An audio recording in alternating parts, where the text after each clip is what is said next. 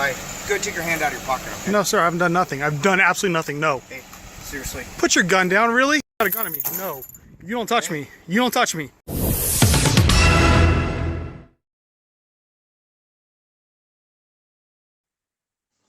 I will be discussing a video from the audit channel. It's an important video and it really illustrates a concern I have as a retired New Jersey State Trooper. It is really concerning the lack of fundamental knowledge amongst officers on critical topics such as constitutional rights, search and seizure, investigations, case building, to say the least. Too many officers lack an understanding of the legal boundaries and investigative strategies that are crucial for effective law enforcement. This knowledge gap leads to procedural missteps that can compromise cases as well as violate people's constitutional rights. A significant number of police officers, whether it be from a lack of in-service training to outdated practices or a lack of continual learning, fail to grasp the evolving legal standards and investigative techniques that are crucial to their roles. It is essential that law enforcement agencies prioritize continual learning and education so that officers and supervisors have the knowledge to equip them with the tools necessary to perform their duties within the scope of the law.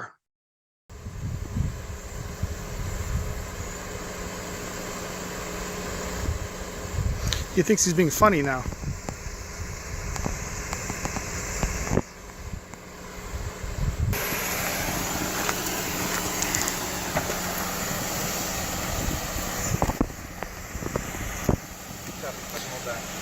Hi.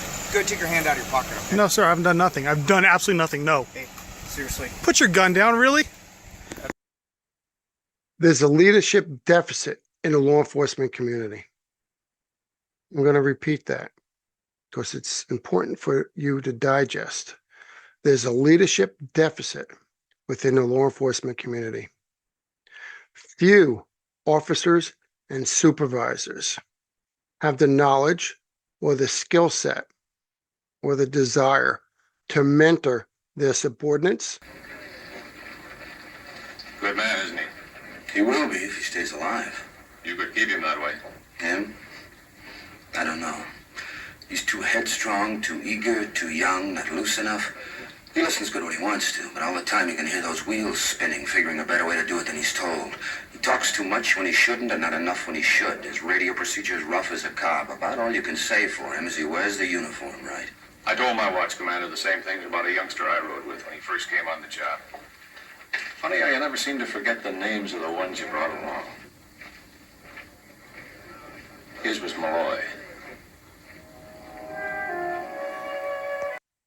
To have engaging intellectual conversations with their peers and to pass the knowledge and experiences down through the ranks, which of course would enhance the profession as a whole.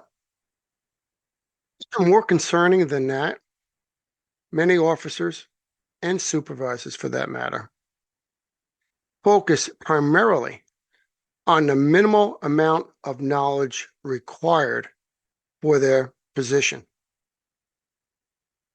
They often lack a personal or professional desire for growth and development. When they do, it's misguided. It's through cronyism, nepotism, favors. It is not a merit-based system. And this problem is systemic across all police agencies. This stagnation results in a lack of critical thinking and initiative with police officers,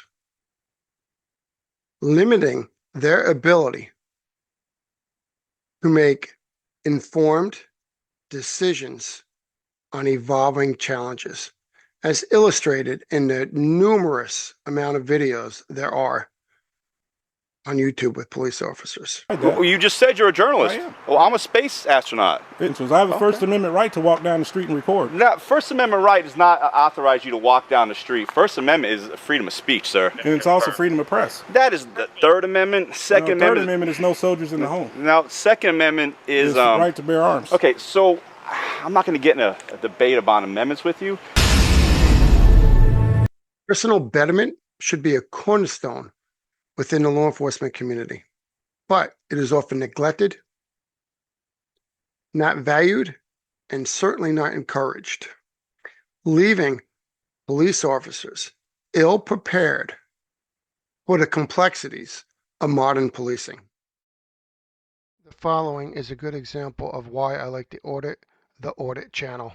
Generally, for an officer to give commands that restrict a citizen's freedom, such as ordering them to remove their hand from a pocket, there must be reasonable suspicion that the citizen is engaged in criminal activity. In the 2018 Third Circuit case of United States v. DeCastro, the court concluded that a simple request to remove hands from pockets without additional coercive conduct does not require reasonable suspicion, and that officers are free to ask citizens to remove their hands from their pockets without invoking the citizen's constitutional protections. However, the court emphasized that if an officer orders a citizen to remove their hands from their pockets, then they must first have obtained reasonable suspicion. The key distinction in determining whether an officer has the authority to order a citizen to remove their hands from their pocket is whether or not the officer had reasonable suspicion to detain the citizen at the time of the order. The law enforcement community must foster continual learning, mentorship.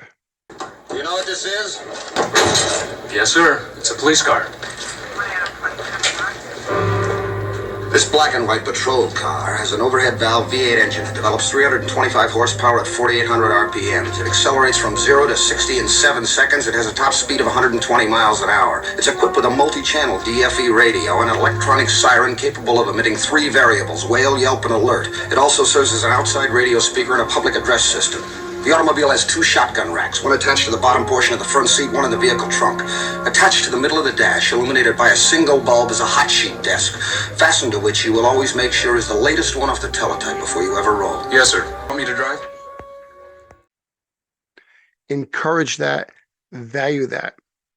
If they expect to meet the challenges that they are presently experiencing. A gun at me. No. You don't touch me. You don't touch me.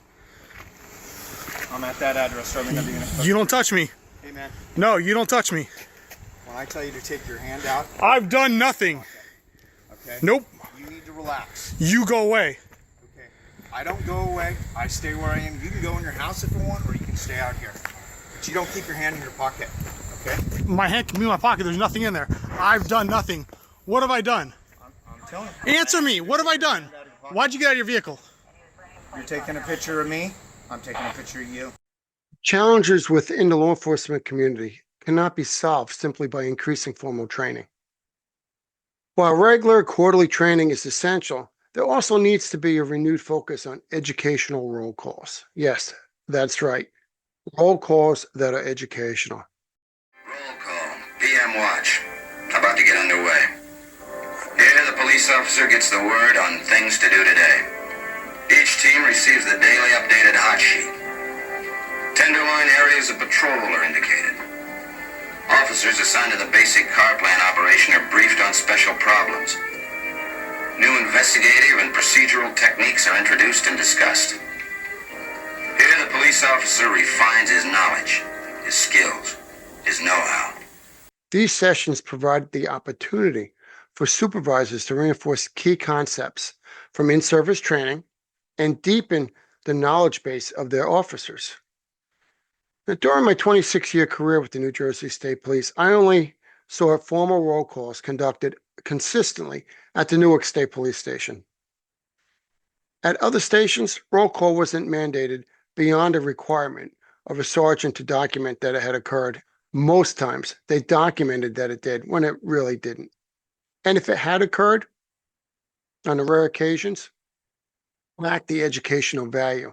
Instead of a meaningful instructional dialogue, these roll calls devolved into casual conversations or a quick, oh, by the way, here's what you need to do for the day type of conversation. To protect myself from you. Okay.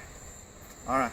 Well, you just stay right in front of me, and then we'll be all fine. Okay? Am I being detained? Have I been accused? Are you accusing me of a crime? Are you suspecting me of a crime?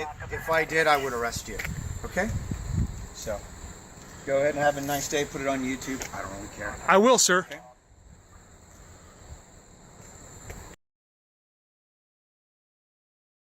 Impact on a citizen's perspective of law enforcement officers in general. Mr. McComas gets an A+ for refusing to allow Officer Rodriguez's intimidation tactics get the better of him, remaining calm and collected throughout the interaction, and following up this encounter with the proper legal action. Not only was Mr. McComas able to remain calm during the interaction, but he also had the presence of mind to begin recording as soon as he noticed Officer Rodriguez acting suspiciously. At no point did Mr. McComas yell or curse at the officer, and his refusal to obey the officer's commands were stern and well articulated. Mr. McComas's conduct exemplifies how citizens should assert their rights calmly and effectively when confronted with potentially unlawful police behavior. His approach serves as a model for others who find themselves in similar situations, and So if I was a supervisor today, I'd be advising my troopers to watch these constitutional audits on YouTube. I would periodically be using the audit channel to educate my troopers. I'll leave you with this story, which is a good illustration on the lack of knowledge that exists within the law enforcement community, and in this case, amongst the state police community. I came to work one day, and an intern had asked me a question about Miranda. And I quickly responded with the answer. And he said, "Are you sure?" And I said, "Yes, I am. Why?" And he said, "Well, I asked the 3 other sergeants, squad sergeants, uniform patrol, if you will, and they didn't know the answer. I asked one detective and he didn't know the answer. And I asked another detective. He gave me an answer to it, but he said he'd have to follow up and check because he wasn't 100% sure." And I was stunned by this and how embarrassing this is from an intern realizing that a basic Miranda question most people could not answer. I said to him, the next trooper that walks through the door, that happens to be from my squad, he will answer that question. Sure enough, 20 minutes, 30 minutes later, my trooper walked through the door and he asked him that question. And he immediately responded with the answer. And he did so because of roll call, educational-based roll calls, and also debriefings. When incidents would occur, I would debrief my men the following roll call. Lessons learned from incidents lacking in the police community, as illustrated by this officer in this video, who is very senior in terms of tenure on the organization, as you can tell. And as a result of that video, he ended up being forced to retire because he would have got in trouble if not lost his job. So he retired. Makes you wonder the things he did during his 20, 25-year career.